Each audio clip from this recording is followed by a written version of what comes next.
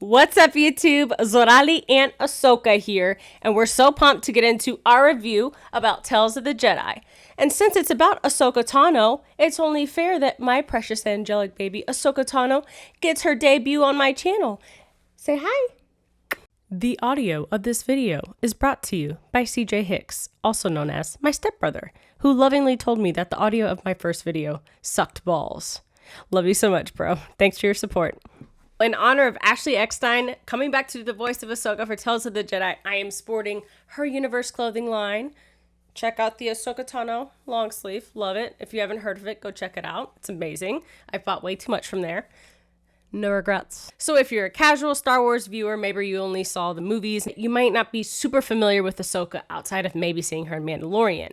So who is Ahsoka Tano? She is actually Anakin Skywalker's Padawan, very first introduced to us in the 2008 animated film, which actually served as the pilot for the Clone Wars animated series. And if you're super into comics, this is actually the very first comic book where Ahsoka Tano is introduced along with Captain Rex. This is 2008 The Clone Wars by Henry Gilroy and art by Scott Hepburn.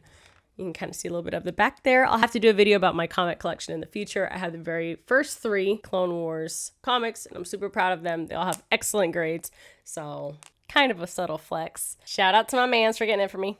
So in this episode, we go back to Ahsoka's homeworld of Shili, one of the planets where her people, the Togruta, live. The Togruta people. Togrutans? Togruta. Do y'all know how to say that? Because I have no idea how to say it. Togruta. Togruta. Tugrute.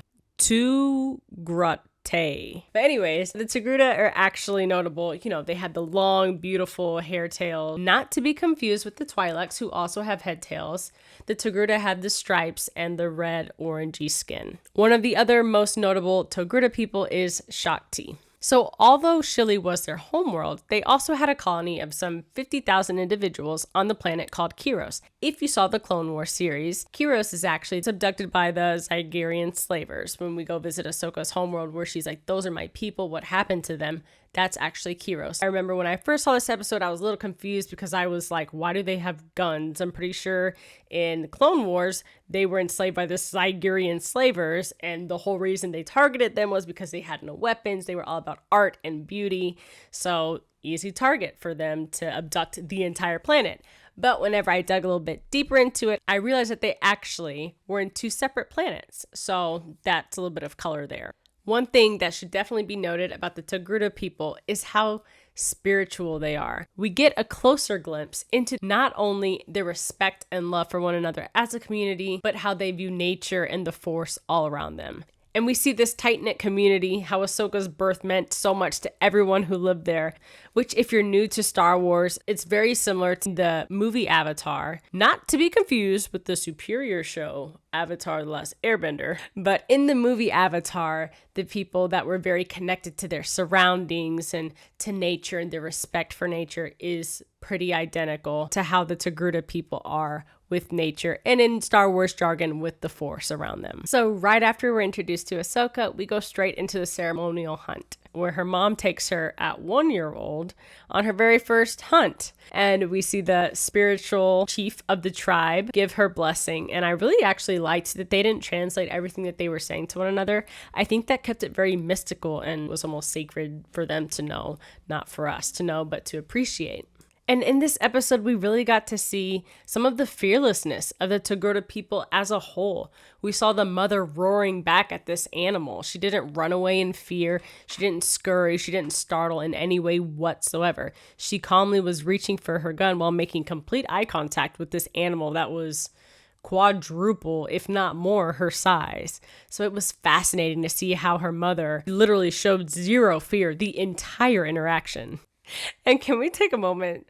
Baby Ahsoka having the time of her life, like just clapping and laughing, watching her mom having the fight of her life against this ginormous saber-toothed Star Wars tiger looking thing was hilarious. So it definitely shows where she gets a lot of her fearlessness from, and she is not taken aback by any type of violence.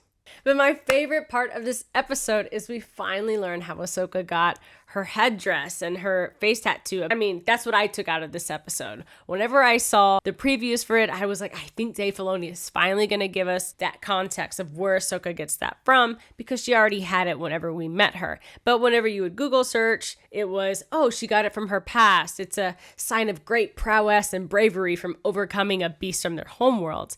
And we see Shakti has something very similar. She has the teeth of the beast that she slayed. She wears it like a crown on her head, very similar to Ahsoka. So I was dying to know where she got it from, and how amazing that she got it when she was a baby. So how the writers did it in this show was, we see the tiger during the hunt with the mom takes Ahsoka away to its den. And then the tiger starts salivating, like salivating, the way I salivate whenever I drive past Chick-fil-A. And we see that it's about to freaking eat her, like it's not playing around. And then all of a sudden, cute little baby Ahsoka reaches up and touches the tiger's nose. Connecting with it, we see its eyes undilate, I guess is the word. No, dilate is big pupils. So then it would be, I think it is dilated. I don't know. You let me know. I'm sure my brothers will. But I especially loved this revelation because it was very true to Ahsoka's character and also to her culture. She is always trying to connect with the people around her. She is very quick to see the best in people, even to a fault at times. So I love seeing that she had that even as a baby. And kind of going back to the fearlessness of the Togruta people, I really love the detail that baby Ahsoka reached all the way to the tippy top that she could reach, showing that she was not yielding in any way whatsoever. Whenever you're afraid of something, you cower down or you try to yield to it. She had no fear, and I love that far away shot of her on her tippy toes trying to connect with it as close as possible. Then Ahsoka rides back like a boss, overcoming the beast, but not killing it. And I absolutely loved it. It probably made you think of Grogu, how he did that later on in The Mandalorian. Anakin did it in Attack of the Clones, and so many other people do it. But to see Ahsoka do it as a baby is very significant, because even Grogu in Mandalorian, he's 50 years old whenever he does it. Anakin does it as a teenager. Ahsoka's doing this as a baby.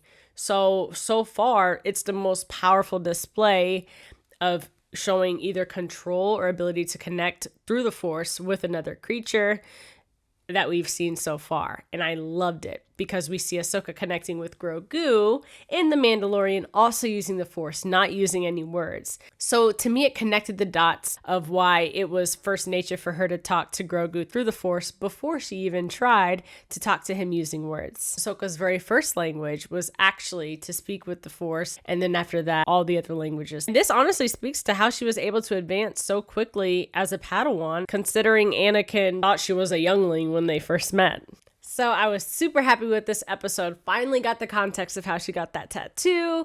It was so fun to see her mom and her dad and where she gets some of her personality from, and learning even more about her people. So I hope you learned something and can engage with future content. Let me know in the comments below if you think that this was the episode where we learn about Ahsoka's tattoo, where she gets it from, or if you think that it's showing us something else. I'd love to know your thoughts. Thank you all so much for checking out this video. Super excited to be going to GalaxyCon in Ohio. I'm going to get to meet Ashley Eckstein, Matt Leaher. I forgot the voice of the guy that does Obi-Wan, but I get to meet him. And Rosario Dawson's also going to be there. So I'm super pumped to meet them. I'm going to do a vlog, and it's going to be like Christmas for me. I can't freaking wait. So if the Star Wars addiction is real, be sure to like, subscribe, and turn on notifications so that we can continue to be enablers for one another, okay? I will enable your addiction and you enable mine. I am counting on you, this Star Wars addiction. We got to keep it going. We can't let it die, okay? Thank you guys for sticking with me, and God bless.